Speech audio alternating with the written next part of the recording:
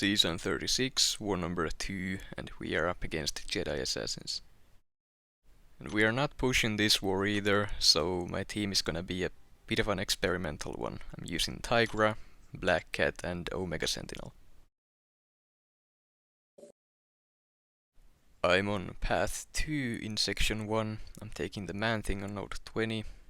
Then I'm path 5 in section 2, taking thing on Footloose, Rintrah on that Ebony for intercept, all right side mini bosses and the Doom boss.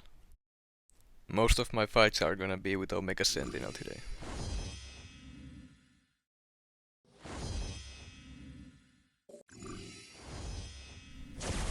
First we have this green Goblin, and I'm gonna be taking him with Omega Sentinel.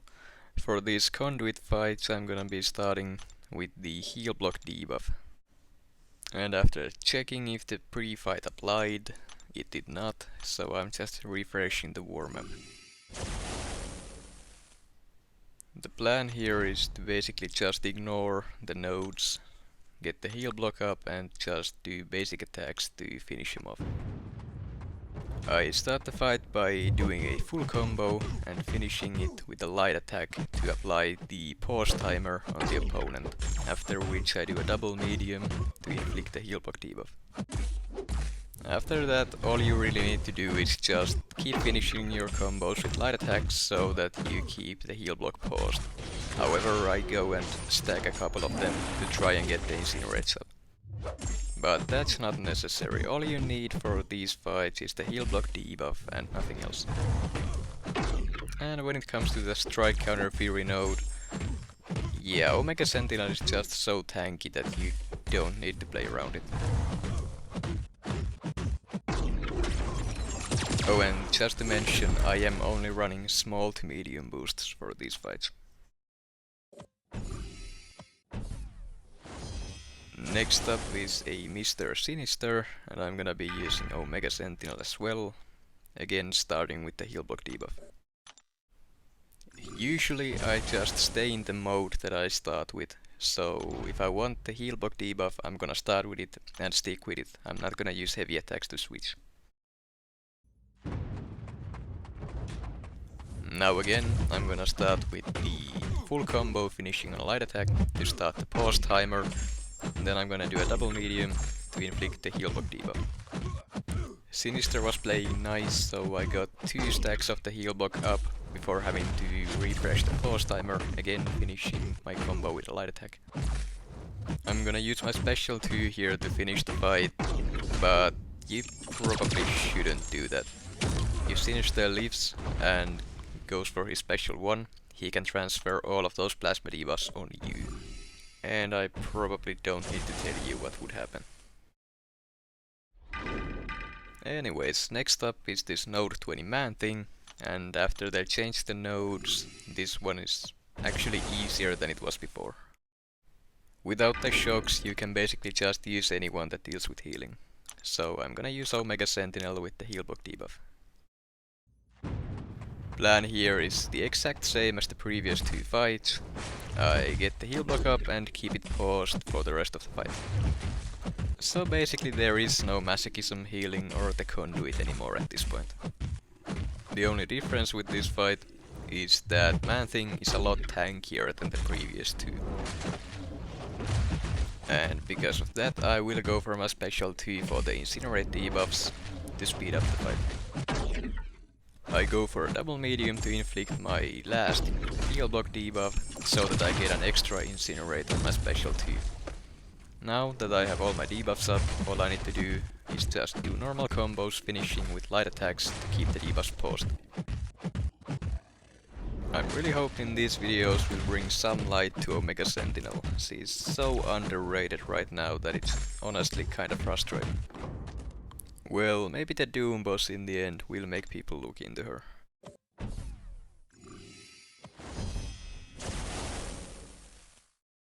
Next up is a thing on Footloose node, and I'm gonna be using Tigra. Neutralize is not affected by force of will, so I can shut down his buffs no problem.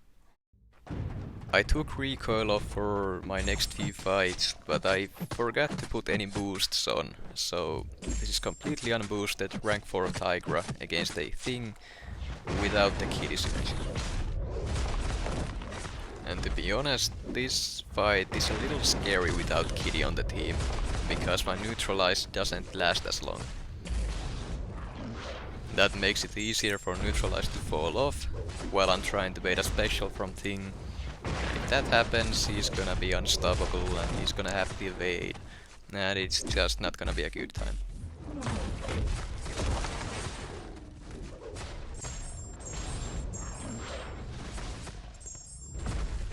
This right here is a great example of what I mean.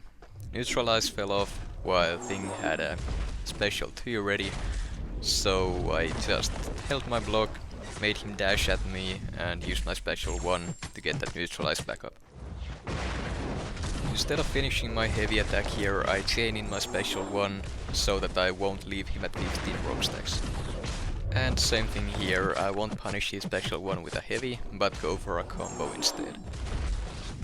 Not bad for an unboosted Tigra.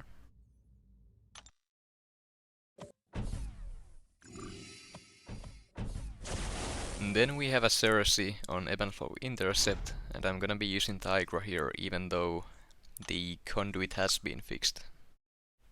Oh, and I did put some small boosts on for this. I start the fight by doing some normal combos to push her back and give her some power. Then I try to bait her special 1 and punish it with my heavy. So, now that I have finally knocked her down, she has the conduit regen active, so basically I'm only doing 20% of the damage I would be normally doing here. And still she's going down super fast.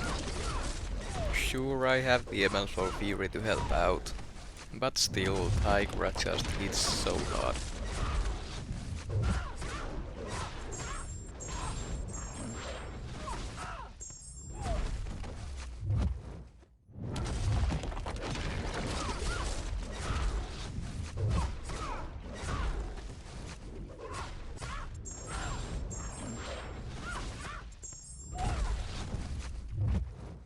At the end here, she doesn't really wanna throw her special 1, so I happen to push her to her special 2 instead. I have not practiced the spacing, so instead of trying to duck it, I just exit. And this special 2 should finish the job.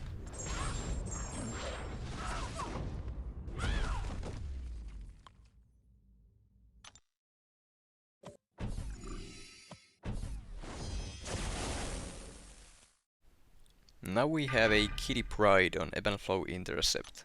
I'm gonna be using Omega Sentinel, starting with the Cowardice debuff.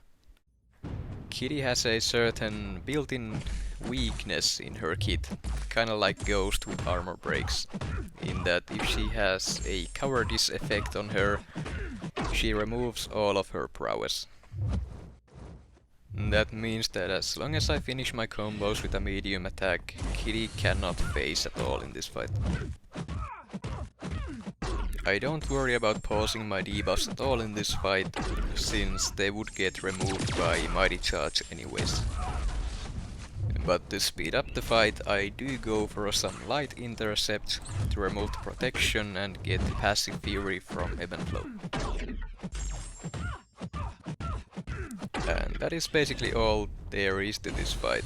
Omega Sentinel just completely shuts down Kitty.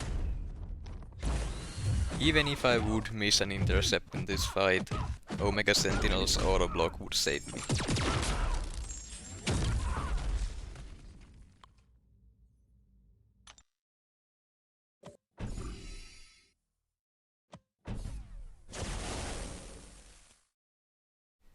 Now we have a rank 4 Rintrah on the Ebb and Flow Intercept shared fight.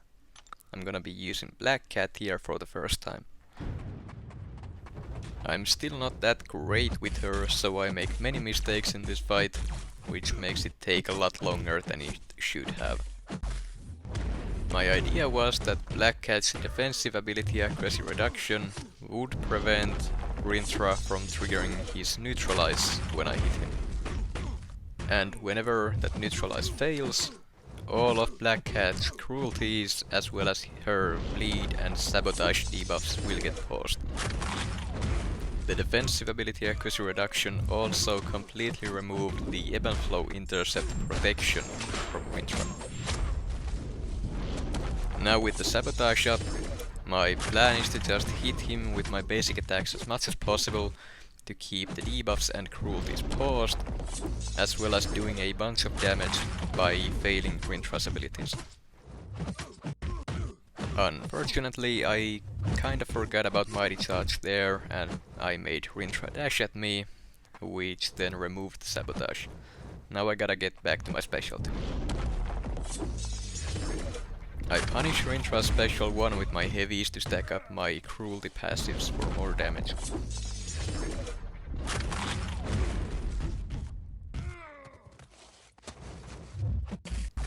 Here is my biggest mistake in this fight. For some reason, I punish his special 1 with my heavy and chain in my special 2. That doesn't give me the sabotage debuff, it gives me the vicious passive, which doesn't really help me in this fight. At this point the fight should have been over already, but I also had intercepted him before, which gave him his protection back. Luckily I got to remove protection again, so now all I need to do is get to my special 2 once more, and hopefully that will be enough to finish the fight.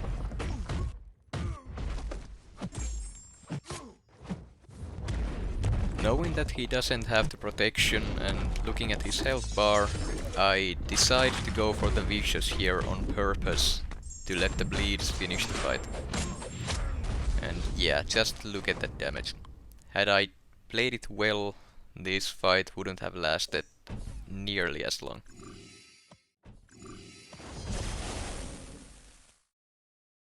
Then we have this Guardian on the Safeguard mini.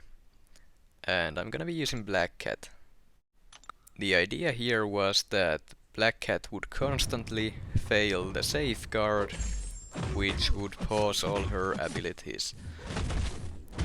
However, there was one small thing that I did not test properly. So, when it comes to Conduit, defensive ability accuracy reduction can prevent the Conduit debuffs from applying on knockdown, like you saw there.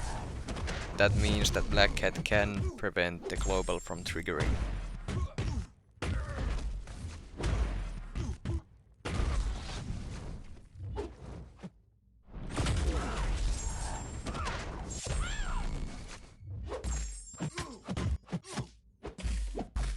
And here comes my mistake, that I only found out after taking this fight.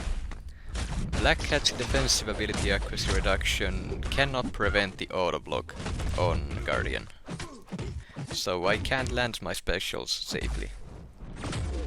So, switching to plan B, using the damage from the sabotage debuff to take him down.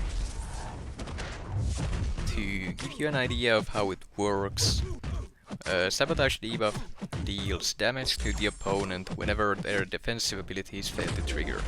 And against the Safeguard node, it happens on every hit.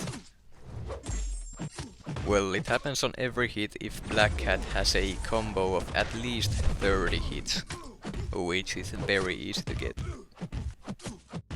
At a combo of 30, Black Cat reduces the opponent's defensive ability accuracy by 60%, and the sabotage debuff lowers it further by 40%, giving you a 100% defensive ability accuracy reduction, same as Falcon's slot on.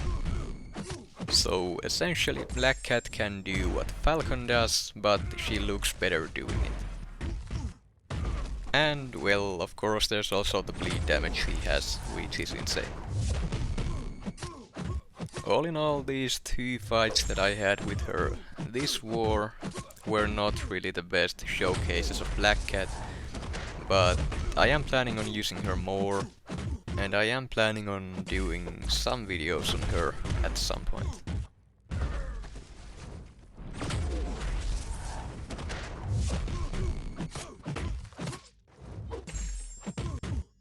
And finally, to add on to my mistakes, I forgot to switch the calling card on the opponent to get the sabotage up, so instead I got the vicious passive.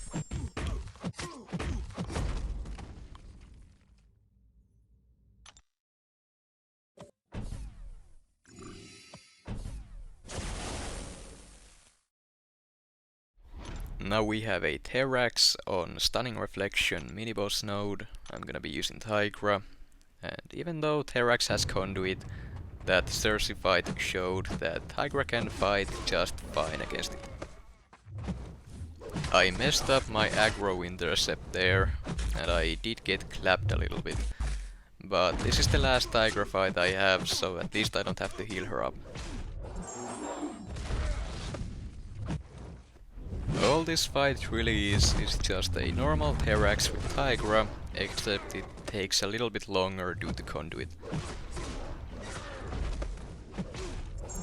If you don't know what I mean when I'm talking about aggro intercepting, it's something that I came up with against extremely aggressive AI. For example, during Terrax's rock field, he will not dash back. That allows you to dex his dashing medium attack and go straight for a heavy to punish him. It is safe to do as long as you are using a champion with long heavy reach and as long as Terrax actually has his rock field up. If it expires as you dex his medium dash attack, then he can dash away from you and punish you. The trick also works against Weapon X during his rage, Sasquatch during his wrath, Omega Red while he is bleeding, Oscillate during the Fury phase, and possibly some other champions and nodes, but those are the ones that I'm aware of right now.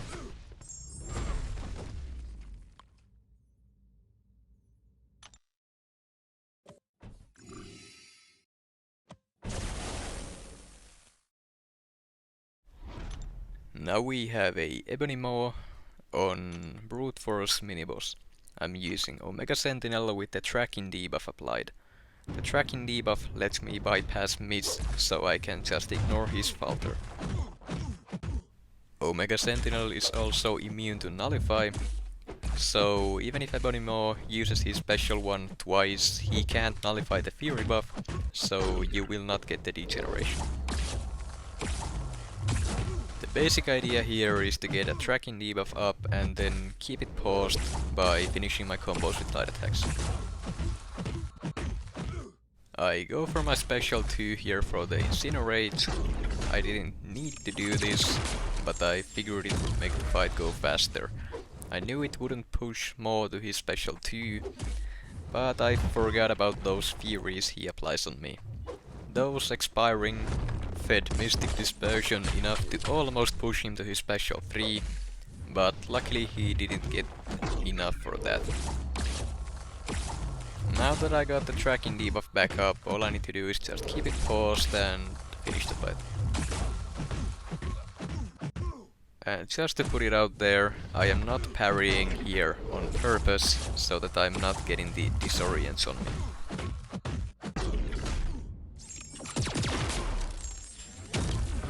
Unfortunately, due to brute force, I will have to use a few potions to take the Doom boss.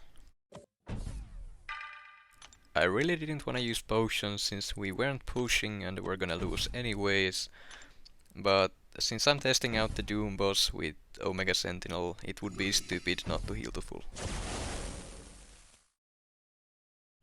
I applied the heal block debuff so that I can ignore the Conduit global.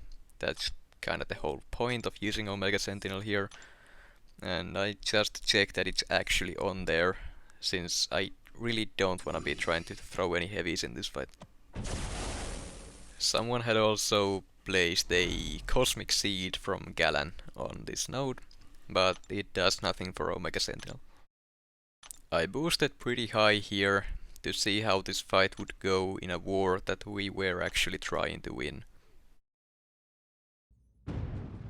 So the plan against the Doom boss with Omega Sentinel is basically the same as the previous Omega Sentinel fights I had this war.